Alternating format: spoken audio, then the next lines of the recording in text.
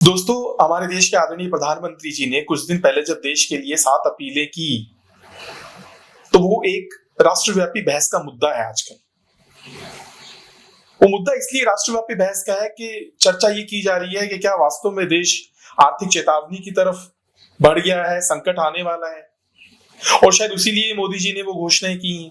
विपक्ष बड़े मजे ले रहा है। विपक्ष ये कह रहा है कि मोदी जी की टाइमिंग तो देखिए, 4 राज्यों के चुनाव चूंकि उनके फेवर में आ गए, तो उसके बाद इस तरीके की घोषणाएं आ गई, जबकि ये घोषणा पहले होनी चाहिए थी। और उन घोषणाओं पे सरकारी पक्ष की तरफ से, मंत्रियों की तरफ से, सत्ता पक्ष की तरफ से अमल भी करना शुरू कर दिया। काफिले घटा दिए गए हैं, सड़कों पे कारें कम हो गई हैं। लेकिन आपको पता है, इस सब ने आम आदमी को बड़ा आशंकित कर दिया है। वो बड़ा घबराया हुआ है। नमस्कार, मैं डॉक्टर पीएस वोरा, आप सबका स्वागत है टीसीएच पर, टीसीएन पर। आम आदमी बहुत घबराया हुआ है। पेट्रोल नहीं मिलेगा, डीजल नहीं मिलेगा, एलपीजी की ऑलरेडी शॉर्टेज है। और इसी कारण हम देख रहे हैं कि बीते कुछ दिनों से पेट्रोल पंप पर खूब सारी भीड़ लगी हुई है। लेकिन एक बात जरा गौर फरमाइए, क्या आम आदमी मोदी जी की घोषणाओं पर अमल नहीं कर रहा? क्या वो कारें चलानी बंद कर रहा है? क्या वो बाइक चलानी बंद कर रहा है? जरा गौर फरमाइए, आम आदमी करता क्या है? आम आदमी अगर बड़े शहरों में है तो बड़े शहरों में तो पब्लिक ट्रांसपोर्ट को यूज करता है। दिल्ली जाके देख लीजिए, आम आदमी तो आपको मेट्रो में मिलेगा। आम आदमी आपको कहाँ मिलेगा? अगर सिटी बस चलती तो उसमें आम आदमी आपको मिलता है। लेकिन हमारे देश के छोटे शहरों में, और ये देश तो छोटे शहरों से तो बना हुआ है, छोटे बड़े शहरों में तो आम आदमी मेट्रो या पब्लिक ट्रांसपोर्ट से ही चलता है। अब छोटे शहरों में पब्लिक ट्रांसपोर्ट है ही नहीं, तो आम आदमी को जो अपना सफर करना है वो अपनी बाइक पर ही करना है या अपनी कार पर करना है। कोशिश कर रहा है वो कार से बाइक पे आ जाए, क्योंकि कार में पेट्रोल ज्यादा लगता है। ये सब चीजें जो मैं आपको कह रहा हूं, मेरे जैसे हर आम आदमी की है बीते कुछ दिनों से, क्योंकि उसे डर हो गया है कि पेट्रोल और डीजल नहीं मिलेगा। लेकिन एक चीज और हमें समझनी पड़ेगी, सरकार ने ये घोषणाएं की कि हमें पेट्रोल और डीजल और एलपीजी का हमें सेविंग करनी चाहिए, हमें कंजम्पशन कम करना चाहिए, क्योंकि हमें शायद ये नहीं मिलेगा। लेकिन सरकार ने इस घोषणा को करने के बाद से अलग अलग स्टेप्स में पेट्रोल और डीजल के प्राइसेस भी बढ़ाने शुरू कर दिए। ये वीडियो बनाते समय आज के दिन तीसरी दफा 23 मई को पेट्रोल व डीजल के प्राइसेस बढ़े। पिछले दिनों में 3 दफा बढ़े हैं और करीब 5 रुपया बढ़ चुका है। ठीक है, हम शुक्र करते हैं मोदी सरकार का कि उन्होंने 5 रुपया ही बढ़ाया है। लेकिन हमें ये बात जरूर पूछनी चाहिए कि सरकार ये हमें स्पष्ट करे कि क्या क्रूड का उसका जो कंजम्पशन है, उस पर तो सरकार ने बात कर दी कि बहुत ज्यादा हो रहा है। क्या क्रूड की स्टोरेज कम है? और अगर क्रूड की स्टोरेज कम है तो क्या हम अमेरिका की नीतियों के दबाव के कारण क्रूड की स्टोरेज कम हो गई है? जब रशिया हमें बेच रहा था तो क्या हमने अमेरिका के दबाव के कारण क्रूड रशिया से नहीं खरीदा? ये कुछ ऐसी चीजें हैं जिस पर हमें गौर करना चाहिए। और तो और, जब हमने उन 7 अपीलों में ये भी देखा कि हमें सोना भी नहीं खरीदना है, तो जिन परिवारों में बच्चियों की शादियां होने वाली होंगी, शायद उन्होंने मोदी जी की इस अपील पे काम किया है। क्योंकि मोदी जी की अपीलें जो है वो देश के संदर्भ में ही मानता है आम आदमी, और उस पर हमेशा गौर करता है। लेकिन इस पर आर्थिक विश्लेषण के हिसाब से एक बात समझना पड़ेगा। एकाएक की गई सोने के कंजम्पशन को रोकने की अपील ने सोने के क्षेत्र में और चांदी के क्षेत्र में काम करने वाले बहुत सारे लोगों को, परिवारों को एकाएक बेरोजगार कर दिया। आप अपने आसपास देख लीजिए, सोने चांदी की जो दुकानें होती है उन पे जो महिलाएं पुरुष काम करते हैं, जिन्हें हम कहते हैं असंगठित क्षेत्रों से जुड़े हुए लोग, वो बेरोजगार हो गए हैं। और दूसरी बात और, सरकार ने 2 दिन बाद इन अपीलों के सोने पर एक्साइज ड्यूटी बढ़ा दी 11%। उससे वो महंगा कर दिया। सरकार को अगर उसे महंगा ही करना था, सरकार को पता था कि अगर इसका कंजम्पशन रोकना है, इसे महंगा कर दिया जाए, उसे महंगा कर देती, बजाय इसके कि आप इसे 1 साल तक ना खरीदें। ये 1 साल तक ना खरीदने वाली बात जो थी, इसने आशंका पैदा की, डर पैदा किया है। जिन घरों में बच्चियों की शादियां होने वाली हैं, हर माँ बाप अपनी बच्ची के भविष्य की सुरक्षा के लिए अपने ताउम्र अपने जीवन में पैसा जोड़ के उसे थोड़ा बहुत सोना खरीद के देता है। उन परिवारों में भी डर आ गया है, और तो और कई लोग उससे बेरोजगार हो गए हैं। खैर, ये बातें चूंकि नेशनल इंटरेस्ट में हमारे प्रधानमंत्री जी ने की, तो हमने उस पर गौर फरमाया।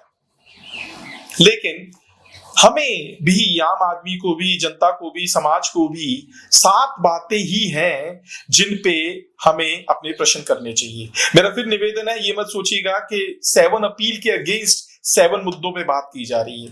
बाय द वे 7 बातें ही निकल कर आई हैं जो इस वीडियो के माध्यम से मैं आप तक रखना चाहता हूं कि आप भी उन्हें गौर से समझें और उन्हें पहचानने की कोशिश करें कि क्या कहीं गलत तो नहीं हो रहा है।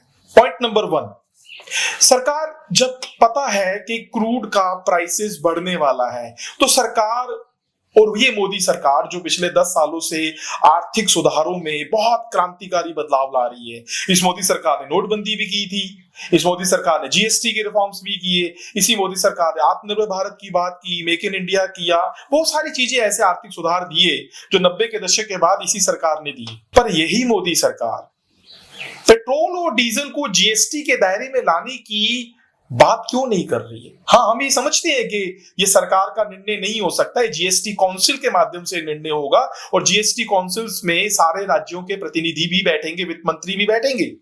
पर मुझे लगता है कि इन 7 अपील्स को करने के बाद जब 5 रुपए का प्राइस भी बढ़ा दिया गया है और हम ये जानते हैं कि ईरान का जो युद्ध चल रहा है इजराइल और अमेरिका के साथ, उसके कारण प्राइसेस तो बढ़ेंगे। अब जरा गौर फरमाइए ना, 1 जनवरी 2026 इस साल के पहले दिन में क्रूड के प्राइसेस कितने थे? 57 यूएसडी पर बैरल, और युद्ध शुरू होने तक हो गए थे 67, यानी युद्ध शुरू होने तक भी तो 10 यूएसडी पर बैरल बढ़ा था। लेकिन अब कितना चला गया? 105 के आसपास चला गया है। कारण एक ही है कि वहां पे प्रोडक्शन कम हो गया है, प्राइसेस बढ़ना ही बढ़ना है। और अब ये प्राइसेस अगर लगातार इसी तरीके से बढ़ते रहे तो सरकार को भी डोमेस्टिक मार्केट में प्राइसेस बढ़ाने पड़ेंगे। और अपनी 7 अपीलों की घोषणा करने के बाद भी सरकार ने एकाएक उन प्राइसेस को बढ़ाया ही तो है। और अगर ये प्राइसेस 120, 130 यूएसडी पर बैरल चले गए तो क्या होगा? 5 रुपए सरकार बढ़ा चुकी है, शायद सरकार 30-35 रुपए बढ़ाएगी। सरकार इन्हें जीएसटी के दायरे में लाने की कोशिश क्यों नहीं करती है? दोस्तों, एक आंकड़ा आपको बता दूं, आप इस वीडियो में लिंक पे भी देख लीजिएगा कि सरकार जो पेट्रोल और जो डीजल जिस मूल्य पे हमें बेचती है ना, जो जिस मूल्य पे हम लेके आते हैं, उसमें करीब 50% एक्साइज ड्यूटी होती है और करीब 30% उसमें वैट, वैल्यू एडेड टैक्स का होता है। याद करिए, मोदी सरकार ने सभी अप्रत्यक्ष करों को एक करके जीएसटी को बनाया था 2017 में, लेकिन उसमें सरकार ने पेट्रोल और डीजल को वैट पे छोड़ दिया था, यानी वैल्यू एडेड टैक्स को सरकार ने खत्म कर दिया था। लेकिन पेट्रोल और डीजल तब से आज तक वैल्यू एडेड टैक्स पर बने हुए। हाँ, ये बात है कि वैल्यू एडेड टैक्स का तकरीबन मैक्सिमम कलेक्शन जो होता है वैट का पेट्रोल और डीजल पर, जो शायद 20 से 25% के आसपास उसकी दर है, वो राज्यों के पास जाता है, वो राज्यों की कमाई का स्रोत होता है। लेकिन सरकार, केंद्र सरकार खुद भी 50% के आसपास एक्साइज ड्यूटी लगाती है। ये जो वीडियो में लिंक आप देख लीजिएगा कि अगर 50 पायरल के रुपए के आसपास पेट्रोल या डीजल की लागत आ रही है, उस पर तकरीबन उतनी ही लागत जो बैठ रही है उस फीसदी में, वो एक्साइज ड्यूटी की बैठती है। सरकार वेट हटा दे, राज्यों से बात कर ले कि भैया वैल्यू एडेड टैक्स हटाइए, और सरकार उन्हें सहमति, वो कहेंगे, वो बोलेंगे साहब हमें घाटा हो जाएगा, उन्हें सहमति बनाई। और आज वैसे भी बीजेपी की ही मैक्सिमम राज्यों में सरकारें हैं। जब सरकार मनरेगा बजट में मनरेगा के अंदर कह सकती है कि भी मैं खुद रेवेन्यू नहीं दूंगी, राज्य रेवेन्यू डालेंगे उसमें अपना खुद का, तो सरकार ऐसे कह सकती है कि भैया तुम्हें घाटा हो रहा है, थोड़ा बहुत हम तुम्हें एक्साइज के माध्यम से कंपनसेट कर देंगे। लेकिन आज जो आप 110, 115 रुपए के आसपास बेच रहे हो, अगर यही चीज जीएसटी के दायरे में ला दी जाए तो ये 60-70 रुपया हो जाएगी। आप बताइए आम आदमी को कितनी बड़ी राहत होने वाली है। और आपको इस तरीके से उन्हें डराने की जरूरत भी नहीं पड़ेगी, आपको ऐसी घोषणाएं भी नहीं करनी पड़ेंगी कि भैया आप जो है वो वर्क फ्रॉम होम करिए, घर बैठिए, ये करिए, वो करिए, नहीं करना पड़ेगा। आप रिफॉर्म्स कर दीजिए, आर्थिक सुधार ले आइए, और जो बचत होगी आम आदमी को, जो बचत होती है, वो बचत कहां जाएगी? वो बचत उसके कंजम्पशन में जाएगी या बचत उसके निवेश में जाएगी, तो फायदा तो अर्थव्यवस्था को ही होना है। लेकिन सरकार ने अभी तक इस पर कोई भी सुगबुगाहट नहीं छेड़ी है, कोई भी गौर नहीं किया है। दूसरी बात पे बात करते हैं। देखिए, कोई भी शायद ये सरकार से पूछने की कोशिश नहीं कर रहा है कि हमारा रुपया जो डॉलर के सामने इतना गिर रहा है, उस पर सरकार मौन क्यों है? हाँ, हमें ये समझ में आता है कि विश्व में युद्ध चल रहा है तो डॉलर मजबूत होगा, ये रुपया कमजोर होगा। लेकिन आपने शायद आंकड़े नहीं देखे। अप्रैल 2025 से लेकर युद्ध शुरू होने तक हमारा रुपया जो है वो करीब 8.5% गिर चुका था। अप्रैल 2025 में हमारा डॉलर के सामने हमारा रुपया 85 रुपए पे था। युद्ध 27 फरवरी को शुरू होता है, तब 91 रुपए पे जा चुका था, यानी करीब 8.5%। और अब तो 96 के आसपास जा रहा है और शायद शतक लगाएगा। ये शतक जो है ये हमें मारेगा। अगर हम रुपया 100 रुपए के बराबर डॉलर के सामने हो जाता है, वो हमारे लिए बहुत बड़ा खतरा है, बहुत बड़ी चेतावनी होगी वो वाली।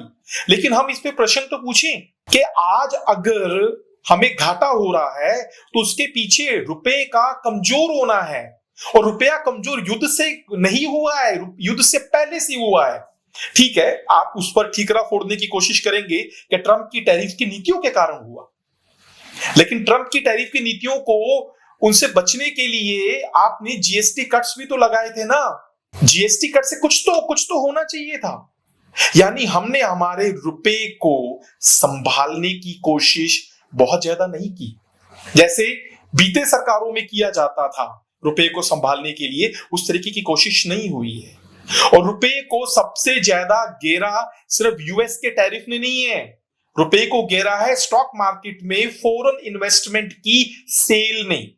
पिछले पूरे साल में 2 लाख करोड़ की सेल की है फॉरेन इन्वेस्टमेंट्स ने, भारत के बाजार में से पैसा निकाला है उन्होंने। और जब वो पैसा निकालेंगे तो वो उसे कन्वर्ट किस में करेंगे? डॉलर में ही कन्वर्ट करेंगे ना। तो जब डॉलर में कन्वर्ट करेंगे तो रुपए के सामने डॉलर की डिमांड बढ़ गई, तो उससे क्या हो गया? डॉलर मजबूत होता चला गया, रुपया कमजोर हो गया। इस बात में हमने बात नहीं की है। और आज अगर क्रूड महंगा हो रहा है तो क्रूड तो महंगा ही होगा, ईरान और मिडिल ईस्ट में वो प्रोड्यूस होता है, वहीं पे कब्जा हो गया आपका, वहीं पे आप अटैक कर रहे हो, तो वहां पे वो उनका तो वो तो प्राइस बढ़ाएंगे, क्योंकि हम जो क्रूड है उसका पेमेंट किस में करेंगे? डॉलर में करेंगे। तो डॉलर ऑलरेडी महंगा हो रहा है। अब तीसरी बात भी बड़ी इंपॉर्टेंट है। तीसरी बात यह है कि पूरा भारत जानता है, पूरा विश्व भारत को देख रहा है कि बीते 1 साल में भारत के स्टॉक मार्केट से विदेशी निवेशकों ने कितनी बुरी तरीके से पैसा निकाला है। 2 लाख करोड़ रुपया निकाला है। अभी मई चल रहा है, मई में करीब 15,000 करोड़ से ऊपर वो पैसा निकाल चुके हैं। पिछले जनवरी से लेके मई तक तो तकरीबन बहुत बड़ी निकासी हो चुकी है। लेकिन आपने एक चीज देखी क्या? अप्रैल 2025 को भारत का स्टॉक मार्केट, सेंसेक्स और निफ्टी तकरीबन जिस नंबर पर खड़े थे ना, आज भी तकरीबन उसी नंबर के आसपास खड़े हैं। एक समय होता था भारत में जब फॉरेन इन्वेस्टमेंट पैसा निकालता था तो स्टॉक मार्केट, सेंसेक्स और निफ्टी में क्रैश आता था। आजकल नहीं आ रहा। और हमें यह समझाया जा रहा है कि जो क्रैश नहीं आ रहा वो डोमेस्टिक इन्वेस्टमेंट के कारण आ रहा है। बहुत अच्छी बात है, ये हमारे स्वाभिमान की बात है कि डोमेस्टिक इन्वेस्टमेंट से हमारा सेंसेक्स और निफ्टी बच रहा है। लेकिन मैं पूछना चाहता हूं आपसे, हम में से कौन इन्वेस्ट कर रहा है? किन के लिए ये एक अपॉर्चुनिटी बन के आई है? आम आदमी तो नहीं कर सकता। सरकार के बजट के आंकड़े खुद बोलते हैं कि 80 करोड़ लोगों को तो सुबह शाम अनाज दिया जाता है। रोजगार है ही नहीं, कितने लोग रोजगार के लिए तड़प रहे हैं, बेरोजगारी बहुत बड़ी है, महंगाई बहुत बड़ी है। तो आप बताइए ना कि ये जब विदेशी निवेशक पैसा निकाल रहे हैं उसके बावजूद 75,000 के आसपास सेंसेक्स बोल रहे हैं, 23,000 के आसपास निफ्टी बोल रहे हैं, उन्हीं आंकड़ों पे वो बने हुए हैं। ये कैसे? क्या आप ये नहीं मानते कि ये आज की डेट में भारत की जो सबसे बड़ी समस्या है, आर्थिक असमानता, इनकम इनइक्वालिटी, जो अमीर लोग हैं भारत में, उनके लिए तो ये एक अपॉर्चुनिटी बन के आया है कि भैया विदेशी निवेशक निकाल रहे हैं, शेयर प्राइसेस लो जा रहे हैं, अपना पैसा उसमें डाल दीजिए। वो अपना पैसा उसमें डाल के स्टॉक मार्केट को पुल कर रहे हैं, खींच रहे हैं, यानी वो और कमा रहे हैं। और कल को अगर विदेशी निवेशक एकाएक आएंगे भारत के बाजार में और आज का सेंसेक्स 75,000 वाला 90,000 पर चला जाएगा, तो बल्ले बल्ले किसकी होगी? कौन खूब सारा पैसा कूटेंगे? आम आदमी या वो अमीर आदमी भारत का? और अब भारत में अमीर कितने हैं ये आप जानते हैं। अगली बात पे आते हैं। अगली बात ये है कि इन वैश्विक उठापटकों के बीच में जो पिछले 1 साल से चल रही हैं, पहले यूएस के टैरिफ आए, फिर ये युद्ध आ गया, हमें ये लगता है कि आम आदमी संकट में है। लेकिन मैं आपको बताऊं, कंपनियां संकट में नहीं है। एक लेटेस्ट रिपोर्ट आई है, बिजनेस स्टैंडर्ड न्यूज़पेपर ने उसे छापी भी है, इस वीडियो में आप उसका लिंक जरूर देखिएगा। वो लेटेस्ट रिपोर्ट ये बताती है कि भारत की जो बड़ी कंपनियां हैं, करीबन सैकड़ों में, पिछले 5 सालों में उनका जो मुनाफा है वो करीब 3% बढ़ गया है। और ये जो आखिरी क्वार्टर अभी खत्म हुआ था, जनवरी से मार्च वाला, इस क्वार्टर में भी उनका जो मुनाफा है वो करीब 11.6% आया है। 5 साल पहले 2021 में वो 8% के आसपास था। और पिछला तिमाही जो अक्टूबर से दिसंबर का था उससे 0.7% बढ़ा है वो। अब जरा बताइए, कंपनियों का मुनाफा बढ़ेगा तो कंपनियों में काम करने वाले कर्मचारियों का वेतन भी बढ़ना चाहिए ना। भाई कंपनी में वो काम करके प्रोडक्शन तो वही करते हैं, ठीक है, मुनाफा बढ़ता है, शेयर होल्डर को डिविडेंड मिलता है, लेकिन कर्मचारियों को मुनाफा भी बढ़ना चाहिए। लेकिन वो रिपोर्ट के आंकड़े बताते हैं कि 2021 में कंपनियों के कर्मचारियों का जो वेतन हुआ करता था वो वेतन आज उस वेतन में कमी हो चुकी है। वो करीब 12.1% से घटकर 11.3% पे चला गया है, यानी तकरीबन 1% की गिरावट है 5 सालों में। तो मुझे बताइए, क्या लोगों के वेतन में बढ़ोतरी हो रही है या ऑलमोस्ट वेतन जो है वो स्टेगनेट है, या ऐसा किया जा रहा है कि जिनके वेतन ज्यादा हो गए थे उन्हें निकाल दिया गया है और कम वेतन पे नए लोग रख लिए गए हैं, जिसने कुल मिला के कंपनीज को जो है उनकी लागत में वेतन के हेड से कमी कर दी है और उनके मुनाफों में बढ़ोतरी हो गई है। इसी दौरान अगर आप कच्चे माल की लागत देखते हैं वो बढ़ी है।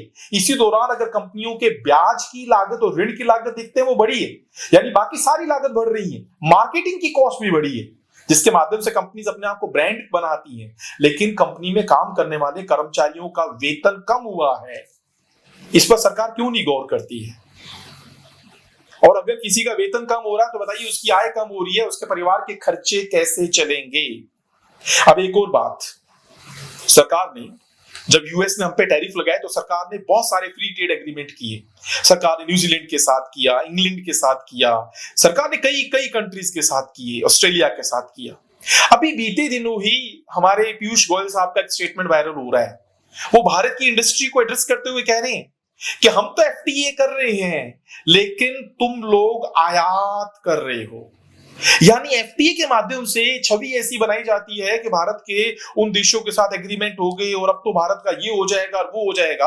और दूसरी तरफ हमारे ही कंट्री के कॉमर्स मिनिस्टर ये बोलते हैं कि एफटीए के माध्यम से जो एफटीए हमने पीछे किए थे, जब हमने सऊदी अरब के साथ किया था, आसियान कंट्रीज के साथ किया था, उनके डेटा आए हैं। वो भी इस वीडियो में आप लिंक देख लीजिएगा। वो डेटा आपको बताता है कि एफटीए होने के बावजूद हमारे निर्यात नहीं बढ़े जबकि हमारे आयात लगातार बढ़ रहे हैं। अगर आपके आयात एफटीए करने के बाद भी बढ़ रहे हैं, इसका मतलब ये है कि वो एफटीए, वो कंट्री जिनके साथ आपने ट्रेड एग्रीमेंट किए, वो आपसे कुछ नहीं मंगा रहे। वो आपसे मंगाएंगे तभी तो निर्यात बढ़ेगा ना, यानी आपके पास कहीं से भी लाभदायकता नहीं बढ़ रही। अब एक आखिरी बात, सातवीं बात ये है कि ट्रंप साहब के आने के बाद से टैरिफ बढ़े, टैरिफ 50% पे चले गए। उसके बाद सुप्रीम कोर्ट, अमेरिका के सुप्रीम कोर्ट ने भी उसमें इंटरफेरेंस किया। और फिर हमारा जब बजट आया, बजट आने के जस्ट 2-3 दिन बाद फरवरी में आपको याद होगा कि सरकार ने एक घोषणा कर दी कि भैया ऐसा है कि हमने अमेरिका के साथ एक अंतरिम डील की है और हमने ये रेट्स जो है टैरिफ के 50% से 18% पर हम ले आए हैं। उनके बारे में आजकल पूरी शांति छाई हुई है, कोई अनाउंसमेंट्स नहीं हो रही है। ठीक है, अमेरिका युद्ध में बिजी है लेकिन अमेरिका ट्रेड भी तो कर ही रहा है। हमने उस पक्ष पे क्या काम किया है, इस पे बिल्कुल शांति छाई हुई है। लेकिन एक चीज इन बिटवीन अमेरिका के साथ बड़ी टफ हुई है हमारी, वो ये हुई है कि अमेरिका ने मार्च के महीने में हमारे पे एक एलिगेशन लगाया, हमारे इंडिया के ट्रेड पे, हमारे इंडिया के बिजनेसेस पे। और वो ट्रेड एलिगेशन ये लगाया कि भारत जो है वह अनुचित व्यापार प्रथाएं अपना रहा है। अनुचित व्यापार प्रथाओं को अनफेयर ट्रेड प्रैक्टिसेस कहा जाता है। उसमें कहा गया कि भारत अपनी कैपेसिटी से ज्यादा प्रोड्यूस कर रहा है और चूंकि वो ज्यादा प्रोड्यूस कर रहा है तो इसलिए वो ज्यादा अमेरिका को बेच रहा है। और अमेरिका अगर भारत से ट्रेड में, बायलैटरल ट्रेड में घाटे में है तो उसका कारण ये है कि भारत अपनी कैपेसिटी से ज्यादा प्रोड्यूस कर रहा है। ये एलिगेशन भारत पे लगाया गया। याद रहे कि अमेरिका और भारत के बीच में जो ट्रेड होता है वो 1974 के एक लॉ के माध्यम से होता है और उस लॉ का एक सेक्शन है धारा 301। धारा 301 के अकॉर्डिंग अमेरिका को ये एलिगेशन लगाने का अधिकार है और ना केवल अधिकार है, अमेरिका भारत में आके उन एलिगेशन के अगेंस्ट जांच भी कर सकता है। बीते महीने मार्च अप्रैल से अमेरिका ने एलिगेशन लगाए हैं और भारत में आके जांच कर रहा है। 2-3 सेक्टर्स हैं, फार्मास्यूटिकल हो गया, रिन्यूएबल एनर्जी हो गया, सोलर प्लांट के बारे में तो अमेरिका ने भारत से ये बोला है कि भारत की कैपेसिटी से 3 गुना ज्यादा भारत प्रोड्यूस कर रहा है, और अगर भारत प्रोड्यूस कर रहा है तो अमेरिका को बेच रहा है, इस कारण अमेरिका घाटे में हो रहा है और भारत अमेरिका को वो जांच करने दे रहा है। भारत ने जरूर थोड़े कड़वे शब्द बोले जरूर है, लेकिन अमेरिका को कॉपरेट जरूर कर रहा है और ये बातें कहीं भी डिस्कशंस में नहीं रही है। एक और बात दोस्तों, भारत में बेरोजगारी पर अक्सर बात होती रहती है और चूंकि विपक्ष करता है तो लोगों को लगता है कि वो राजनीतिक नैरेटिव है, सरकार नहीं करती है। लेकिन सरकार के खुद के आंकड़े ये बोलते हैं कि भारत में 2025-26 के श्रम बल सर्वेक्षण PLFS के आंकड़े बोलते हैं कि 56% लोग स्वरोजगार में और 20% लोग कैजुअल रोजगार में, आकस्मिक रोजगार में, मात्र 23% लोग हैं जो वेतन भोगी रोजगार में। अब 56% जो स्वरोजगार है वो असंगठित क्षेत्र होता है, यानी कोई अपनी छोटी सी दुकान लगाता है, कोई गोलगप्पे बेचता है, कोई किसी सोसाइटी में मैकेनिक का काम करता है, वो स्वरोजगार उसे बोलते हैं। यानी इस मुल्क की आधी से अधिक आबादी रोजगार की वो स्वरोजगार से डिपेंडेंट है। अजीज प्रेमजी विश्वविद्यालय जो है वो उसकी एक रिपोर्ट आई है स्टेट ऑफ वर्किंग इंडिया 2026 की।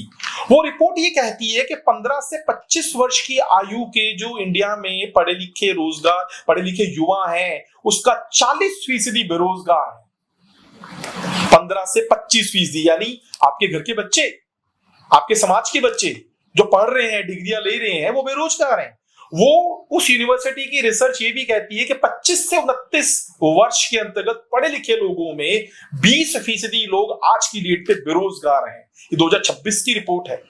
सौरभ मुखर्जी की एक किताब आई है, उस किताब में वो ये कहते हैं कि इन दिनों भारत में एक माहौल बन रहा है कि पढ़ लिखने के बाद, डिग्री लेने के बाद रोजगार की श्योरिटी निकल के नहीं आ रही है।